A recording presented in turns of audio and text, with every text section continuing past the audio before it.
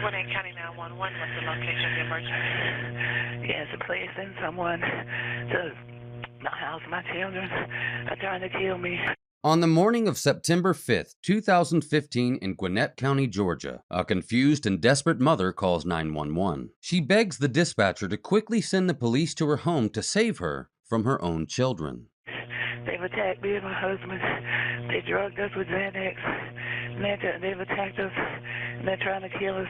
Please hurry. Just down the phone with me, okay? Please. The caller, Yvonne Irvin, tells the emergency dispatcher that she overheard her two sons, ages 22 and 17, talking about Xanax, the drug she assumes they slipped into her husband's food or drinks the night before. As Yvonne wakes up from her heavy drug-induced sleep, injured and struggling to breathe, she hides in her room and makes a life-saving phone call to the Gwinnett County Police. Meanwhile, her husband Zachary attempts to distract their children and get the neighbors' attention by entering the garage and honking the car horn. They're trying to attack my husband. I don't know. Do you hear what's going They on? have a shotgun. We have a shotgun and a pistol in the house, and I can't find my pistol, so I'm assuming they've taken it, and they have his shotgun. Yvonne tells the dispatcher that the boys are armed. They've already beaten both of their parents and stabbed their father multiple times. As the dispatcher asks Yvonne questions in an attempt to keep her calm, the worried mother continues to beg for rapid assistance. So I don't know if they're going to plan on shooting him or not, but please hurry. Please. They strangled me and beat me. It's a situation which no parent likely ever imagines they'll be in. Injured, drugged, and unsure why their own children have executed such a brutal attack against them. So I don't know what's going on. Say it again, ma'am. I can't hardly hear you. I said I don't know why they've done this. I really don't. I guess they assume they want the insurance money. I'm not sure. Then suddenly, the call takes a turn. I just heard them say, "Where did Mom go?" They headed upstairs now. 1 second passes, then the sound of a struggle.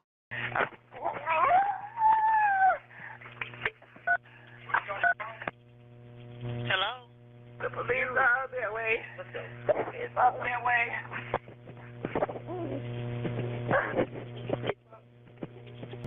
Hello?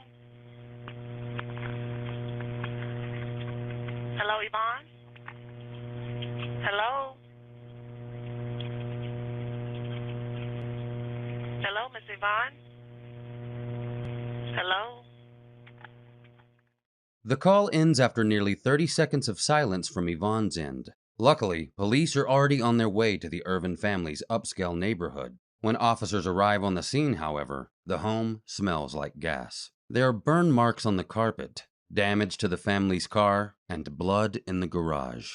The father, Zachary, is found severely injured and fighting for his life, while Yvonne Irvin has collapsed on the side of her bed. Police find the two brothers still at the scene. One is in the garage, and the other is lying on the floor upstairs in the bathroom.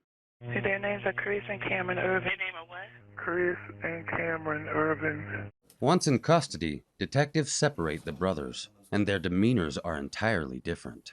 The oldest, Chris, appears stressed, but not distraught. He keeps his head down as he waits for the detectives to enter the gray, windowless room. Cameron, only 17 years old, is inconsolable.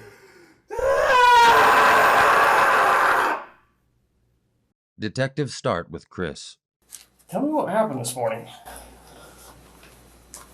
I'm not really sure. I remember it smelled like gas in the house. That's it. I woke up, it smelled like gasoline. What'd you do after you smelled that? You know what happened after that? What happened to your face right there? I got hit with a gun. Well, who did that? I have no idea. Chris doesn't seem to be open to talking just yet, so investigators try a different approach. They begin to go backward in time, creating some distance between Chris and the event that landed him in the interrogation room. Detectives ask Chris questions about high school, playing football at the University of Charleston, and the colleges he's attended. He also describes his time in the Army. For now, Chris seems like a normal 22-year-old young man. In another room, Chris's younger brother Cameron is struggling to keep it together. For several minutes, Cameron can be seen rocking back and forth, trying to soothe his high emotions. At one point, he literally collapses on the ground. Soon, police enter and ask Cameron to get up.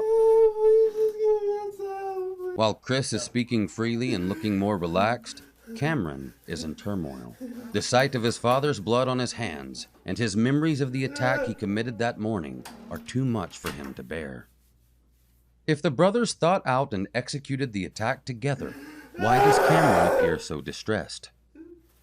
As investigators begin questioning Chris about his personal life, he reveals a few possible motives to the police. You had a girlfriend or anything? No, sir. No girlfriend? No, sir. So you moved back home a month ago, a couple weeks ago? In this line of questioning, the investigator begins moving closer and closer to the day of the attack. Yes, sir. A month ago, maybe? Yes, sir. Get your own. Is it the same house that you grew up in, basically? Yes, sir. Well, tell me about your family, your parents. You always get along with them? No, sir. No. Anything in particular? Like, were they strict or anything about your parents? Like your mom, was she a stay-at-home mom or she worked too? She worked too. What kind of work did she do? Computer programming. 35 minutes into the interrogation, Chris mentions his younger brother Cameron for the first time. When you were growing up, did you ever get in trouble or anything Mm-hmm. with them? Like running away or anything? No, my brother ran away though. Your brother did? Were they abusive or anything towards you guys? I mean, any kind of way when you were younger? Chris hesitates before answering. I was the one that was like always just, I guess, kind of took everything. Chris describes his younger brother as the more sensitive, vulnerable sibling. He, on the other hand, is, I would say, a little bit more fragile. And I don't know, one time him and my dad got into an argument. My dad slapped him right in the face. And I mean, he slapped me before too, so it didn't really bother me. But my brother slapped him right back, and all hell broke loose. And then he ended up running away. I had to call my friends to help me find him. And the police had to find him and escort him home. In his story, Chris is clearly his brother's protector. As the interrogation continues, he details his parents' actions, which allegedly created hostility in their home. That was probably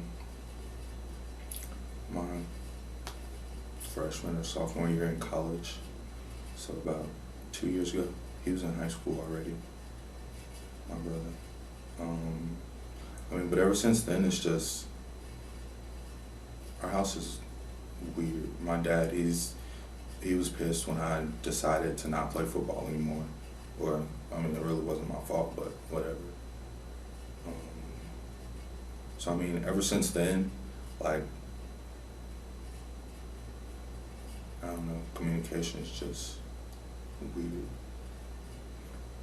Well, that's what I want to get to. I know it's never what it looks like. It never is. Just because of what happened. Unfortunately, in our line of work, you get so cynical to where it's helpful because you know not to believe the first thing that you hear and to look further. And that's what we want to do. And I can tell that there's more going on here than what it appears. But we don't have any way to know other than if you tell us. And if we have the whole picture, it makes everything more understandable to everyone. Because everyone's going to draw conclusions right away just from what they see. And that's wrong, but that's what people do. We're not going to, because like I said, unfortunately, we see it so often, we know that the first thing we see is not it. Clearly, we can hear your brother. He's very upset. And I hope to God when we go in and talk there that he will tell us the full story. And that's what I want. That's what we want. We don't want to have anything happen that doesn't need to. When we're going to do a full investigation, we're going to check everything. We're going to check like cell phones, and we're going to check records and everything. But if you can give us some guidance from the beginning of exactly what happened, the courts, the district attorney, I mean, everybody takes that fully into consideration, because it can't be what it just looks like, because that doesn't make any sense. If you would just help us understand the whole picture. That's all we want. Have you ever, I think,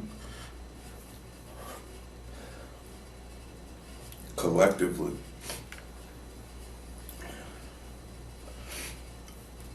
all me and him have ever wanted is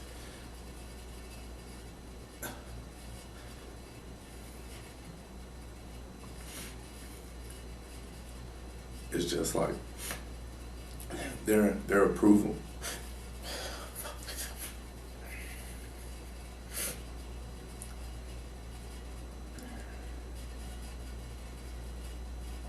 I understand that.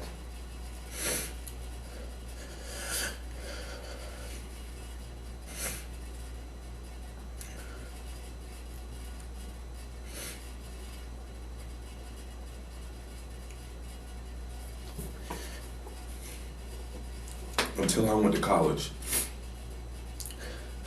I did everything that my dad wanted me to do, because we didn't have a relationship. We did it outside of football. That was it.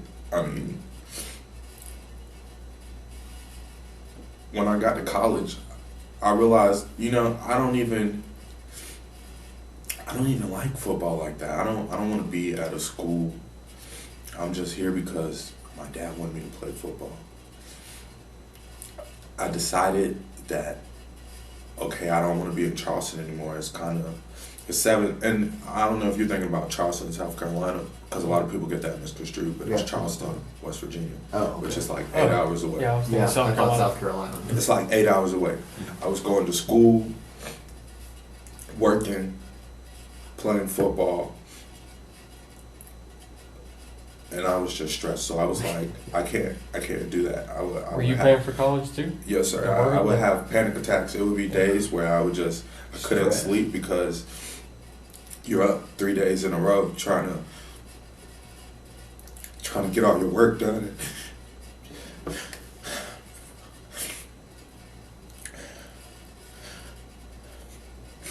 I have 4.0.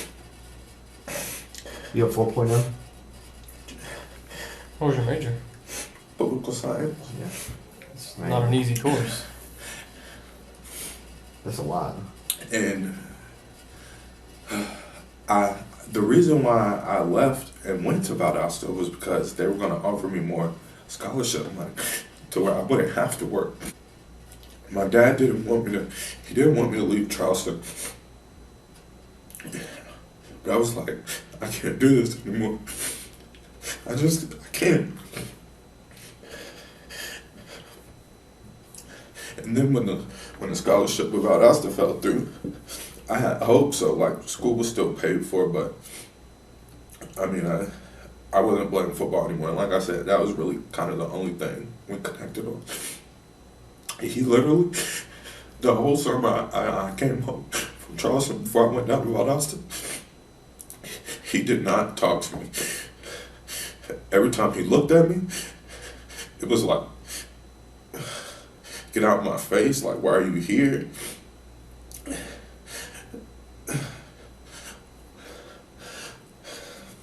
How long ago was that?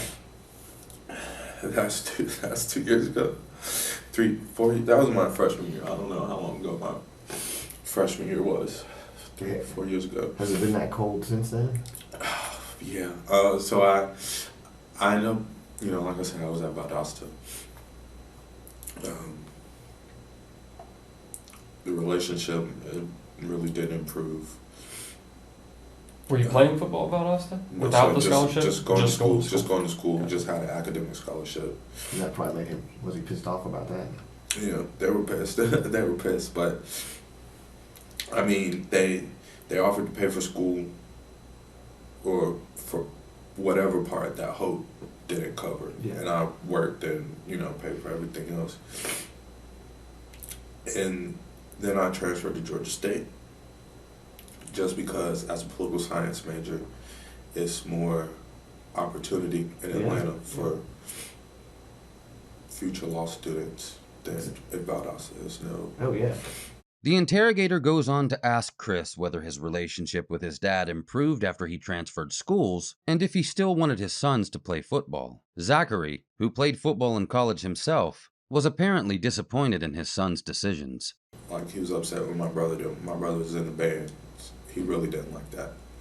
He was like, you know, he'd make fun of him, didn't want to go to his performances, type things like that. You know, You would make fun of him too? Yeah. So, come back home, Georgia State is a little bit more expensive. My parents,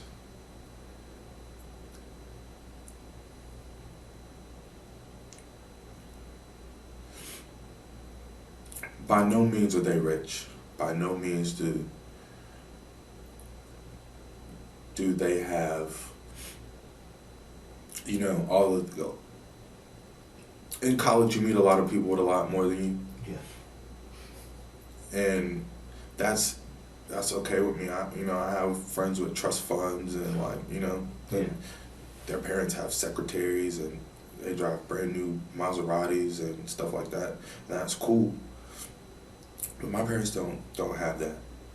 They do have, but they've showed me how to do a budget. They've showed me how to work with their budget, you know? Mm-hmm. And when I first went to Georgia State, they told me, we will pay X amount of money for your school.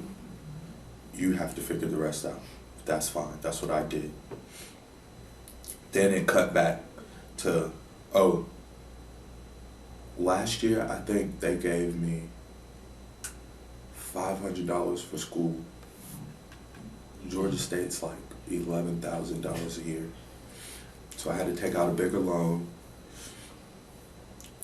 And then they claimed me on the taxes like they paid for it. They claimed the whole amount, which blows me. I had a car, but they told me that if, like, when he graduated, I was going to have to take on my car payments. Well, car payments on a brand new 2014 car, I can't make that and pay for school and pay for insurance and pay for my phone bill and pay for... So far, Chris has told investigators 3 factors that could have played into the motive for the attack. First, Chris may have felt that his brother needed his protection. Second, Chris felt he wasn't enough for his parents, and seeking their approval, he reveals that he often found himself on the receiving end of his father's disappointment. Third, Chris was under an enormous amount of stress. Between work, school, and football, he simply couldn't keep up. Chris then reveals to investigators that the main cause for his stress at school was money. I can't make that and pay for school and pay for insurance and pay for my phone bill. Chris's frustration over money aligns with the motive that Yvonne suggested in her 911 call. So I don't know what's going on. Say it again, ma'am. I can't hardly hear you. I said I don't know why they've done this. I really don't. I guess they assume they want the insurance money. I'm not sure. Did the brothers want to kill their parents for insurance money? If so, detectives need to know if Cameron was under the same financial stressors as his older brother, or if it was solely Chris's financial needs that allegedly motivated the attack. And while I've been gone, I was talking to my brother. He said, you know, their relationship has gotten progressively worse since I've been gone. And it's like times where we all live in the same house, but we won't see each other or talk to each other for days at a time. Like, if they go out of town, my mom texted my brother that she was leaving to go out of town. Like, I mean, well, that's cool, but if we all live together in the same house, and she a text message, we're going out of town. That's pretty cool. And he's 17. Well, I mean, he's graduated from high school, but 17, man, you're still a kid, and your mom texts you that she's leaving. I mean, I don't know. Is he a senior? He just graduated. Oh, He was supposed to be going to the Navy in January. In just a few months, Cameron would be following in his older brother's footsteps by leaving home to join the military. However, Cameron doesn't express the same financial concerns as his brother. The 17-year-old tells his story from a more emotional place. Do you feel like talking to us? As your brother was very honest with us, and we know a lot has gone on. And we talked to him about your parents and forgiveness and how things have been at your home. And we wanted to give you an opportunity to just tell us whatever you want to tell us. And just so you know, when you came here, your parents were okay. I mean, your father's going to be in the hospital for a while. But when we came in here, he was doing okay. I mean, I'm sure he could be better. But that's what your brother went a long way to explaining. And he wants to see you again. And we're going to let you see each other.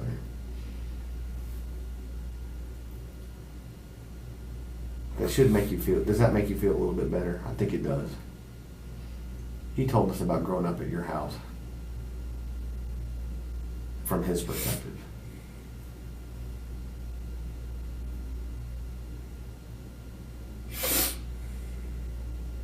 Is there anything you want to tell us about that? Growing up at my house.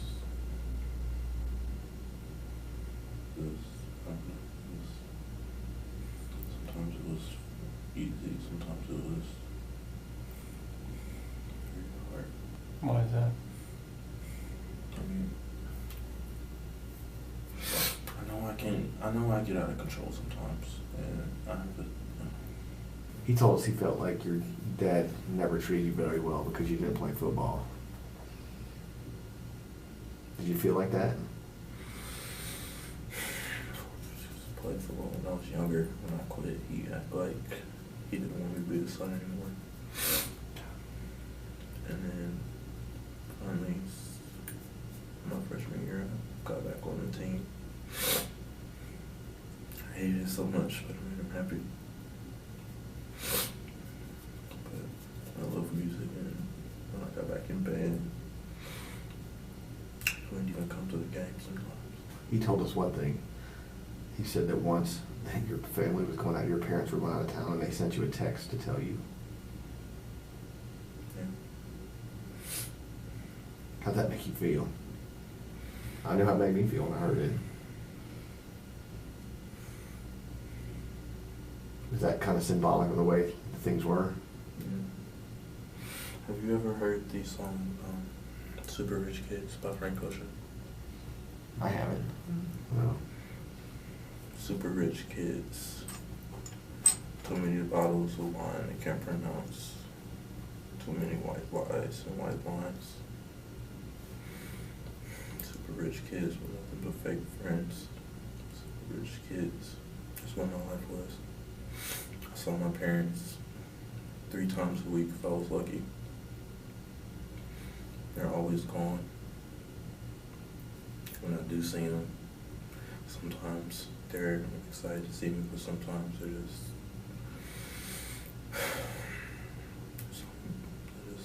mean. I don't know why. I'm trying. They want me to get out the house. They wanted me to do something. I enlisted for the Navy.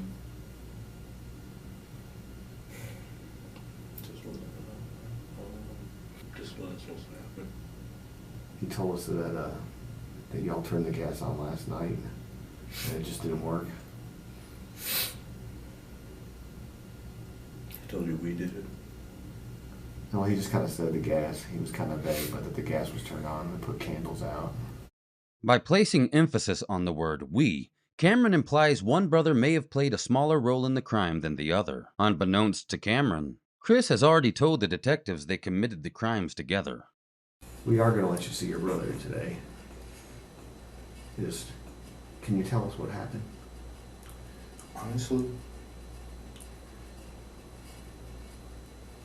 we just wanted to blow the house up. To start over the house, we're missing so many bad things. Mm-hmm. Blow the house up and start over, but it didn't work. We waited all night and it didn't work. And then we were like, well, the whole house smells like gasoline.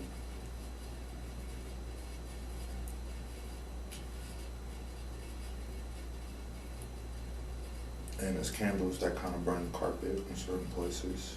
Mm-hmm.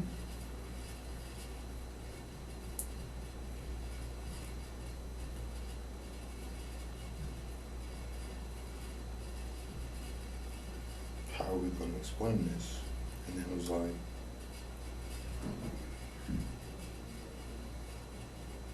well, it's too late now. Chris details the events leading up to the night of the attack against his parents. Throughout his confession, Chris uses the word "we," implicating both himself and his younger brother. It's my parents' favorite show. Really? It's their favorite show. They watch it every Tuesday. Like, they sit together. They come home early on Tuesday so they can watch this show. And I was like, Cameron, they watch the haves and the have-nots, bro. They're gonna know we tried to burn down the house. And your brother's very upset and emotional. I can hear him. Do you think if you go in there and maybe give him a hug and stuff, talk to him for a few minutes, that will be helpful? Yes, sir. Because I think we can do that. Or if you could just kind of tell us real quick what happened this morning after it didn't work out in the gun thing. Did they just start?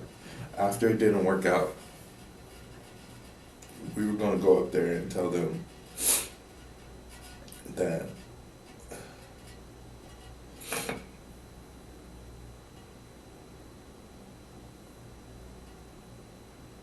somebody broke into the house and we needed to get out. But then that didn't seem like a very believable idea. So we were like, we kind of already started this.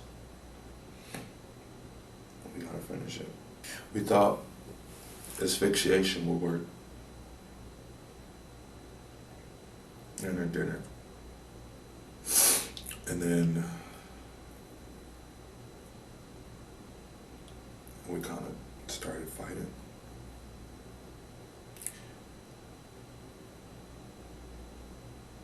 I mean, but then when you fight your parents, I mean, I don't think anybody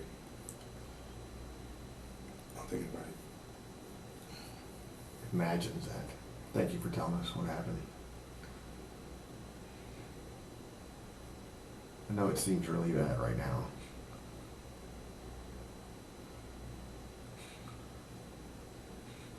But things are going to work out. We'll talk to your parents. Do you want to talk to your, like I said, your brother?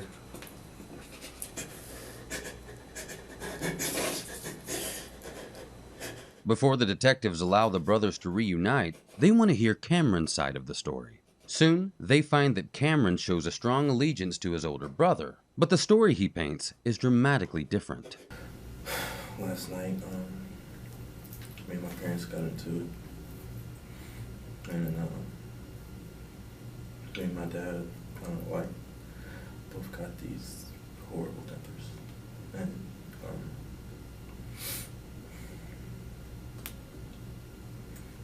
we got into it, and something just snapped, trying to suffocate him, trying to kill Dad. Cameron blames himself for the attack, leaving his older brother out almost entirely. Plus, the beds. So is that not right, what your brother said? Y'all started fighting last night? My dad got into it. My Chris tried to calm me down. He's always trying to separate us. He's the most calm, level-headed one. I tried to sleep it off, but I couldn't. It was like, I don't know, it was like, my body was moving on my own, but I was just watching for the ride.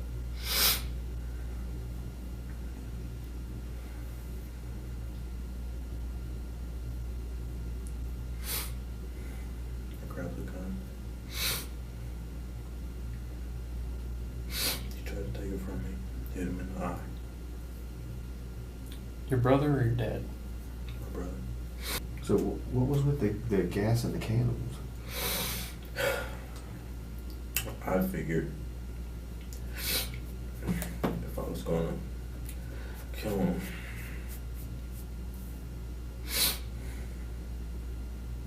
I might as well just cover the evidence. So I turned on the gas, tried to light candles, packed a bag.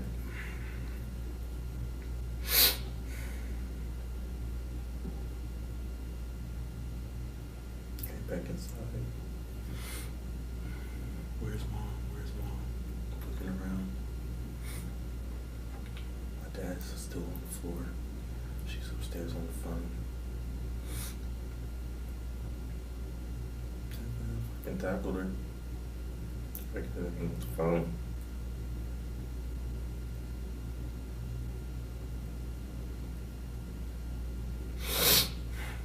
Choke her. Tell us their favorite show was The Have and Have Not.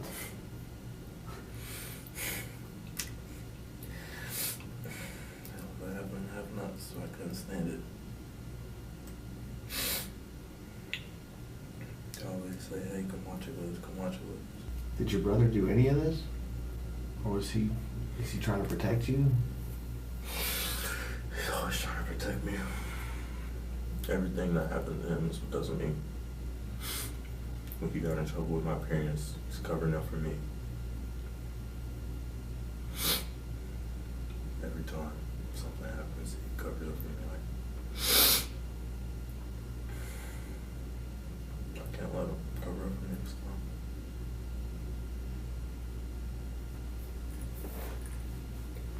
So did he help you turn on the gas and put the candles out? No, I did that all myself. But you turned the gas on last night? Turned the gas on this morning. This morning too? This morning. Because the way he was telling it seemed like he was involved with the thing. But if you could give us a timeline of how it went, if he's just trying to protect you. About, let's see, got into it last night. Me and my dad, before they went to sleep, they got home from a football game. It was about 11 or 12. Chris calms me down. I go upstairs. He goes downstairs. Everybody goes to sleep, but I couldn't sleep. Something just snapped. I take my pillow. I go to my parents' room. About 4 in the morning. Trying to smother my dad. I smother my dad.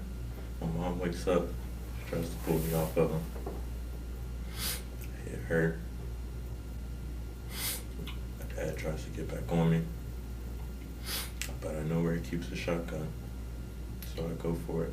At no time during Cameron's confession does he mention the money woes his older brother described to investigators. He doesn't present a true motive for his actions. Despite taking full blame for the attack, Cameron makes it clear to investigators that he's willing to take the fall for his older brother. Grab the next one, I just stab him, kept stabbing him, stabbing him, kept stabbing him, kept stabbing him.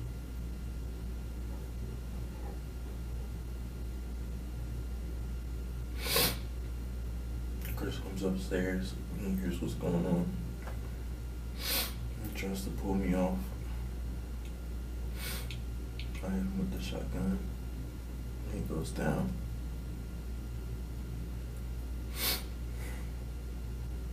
I got rid of my tracks now. Just killed my dad.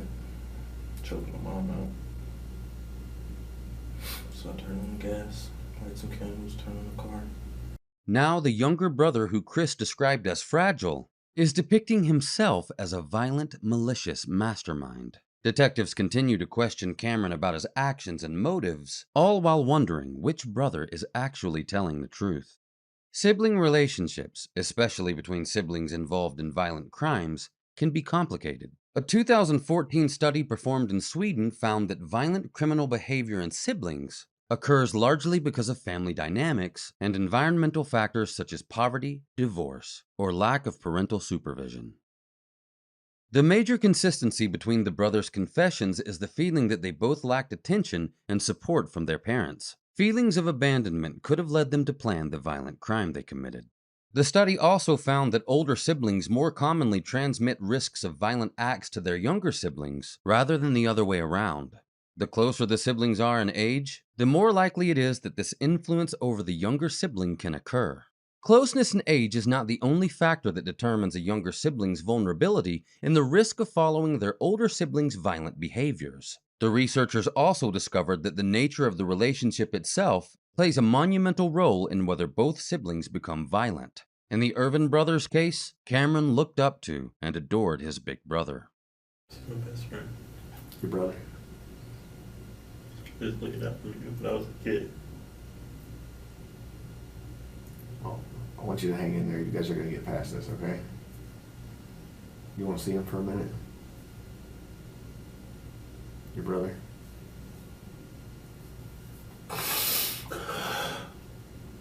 Finally, the detectives allow the brothers to see each other.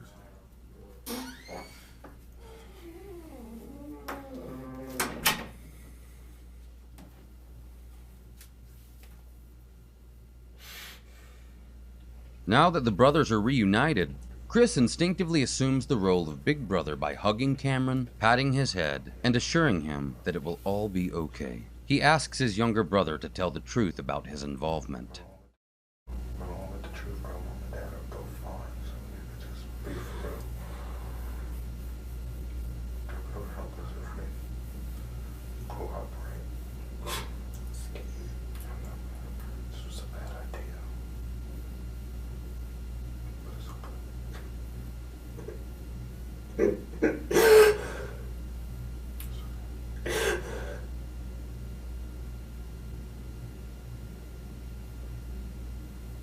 just tell me the truth, bro. That's it. You made a bad decision. That's alright though. I love you, man.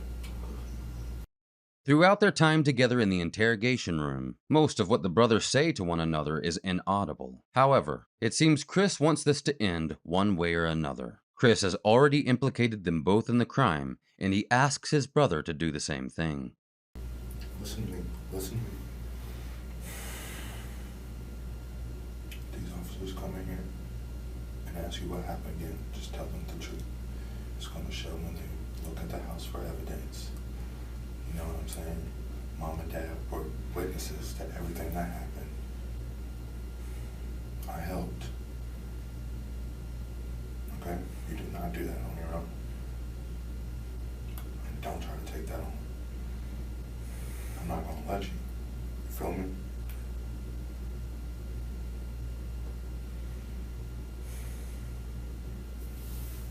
So, like I said, just keep it 100 when they come in and ask you.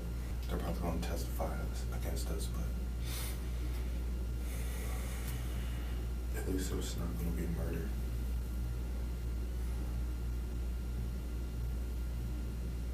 Attempted murder, but not murder.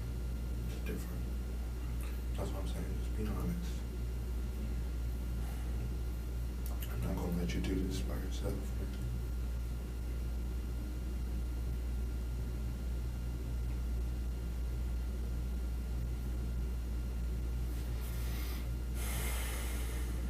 You feel me?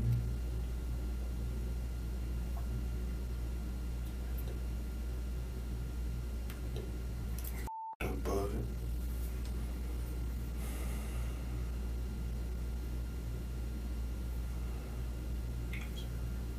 Put it together.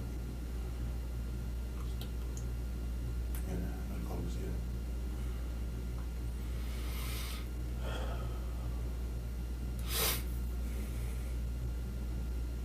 Hopefully, mom and dad are okay.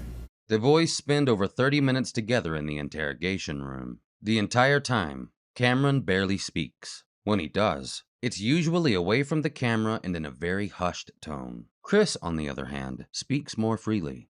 We're f***ers for that.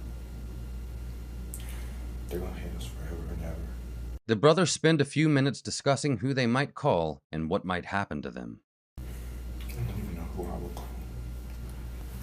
I just tried to kill my parents. Nobody's gonna be like, what the f***, bro? F*** my lives. Why didn't we think about this? were okay. So I guess that makes it better. They spend a couple minutes talking about the plans they had for the future, but most of the time, they just talk like normal brothers. Damn, I want to smooth these so bad right now. Or they sit in silence. Alright, Chris. Eventually, officers come back into the room and escort Chris out, leaving his younger brother alone again in the interrogation room. Both brothers are handcuffed before leaving together. In the end, one singular motive for the crime was never determined. Although during interrogations neither brother admitted to using Xanax to drug their parents, at their trial, the boys claimed they suffered from a prescription pill addiction in the years leading up to the morning of September 5th. Yvonne and Zachary blamed the drug use, not their sons, for the attack. Chris and Cameron were both charged with 2 counts of felony aggravated assault and first-degree arson, along with several other charges. The DA pushed for the brothers to go away for 30 years, but their parents pleaded with the judge for leniency. Yvonne and Zachary asked the judge to sentence the brothers to 10 years, which is the lightest sentence allowed. Zachary Irvin told the court he saw Satan in the house that night, and he knew the devil, not his sons, was responsible. Since the brothers have been behind bars, Yvonne and Zachary have both paid them visits countless times. In 2016, the Irvins told Good Morning America, "We forgive our boys because that was totally out of character for them. They are not violent." As of 2024, the brothers have served 7 years of their 20-year sentence for the attack against their parents. They'll be eligible for parole in 2036.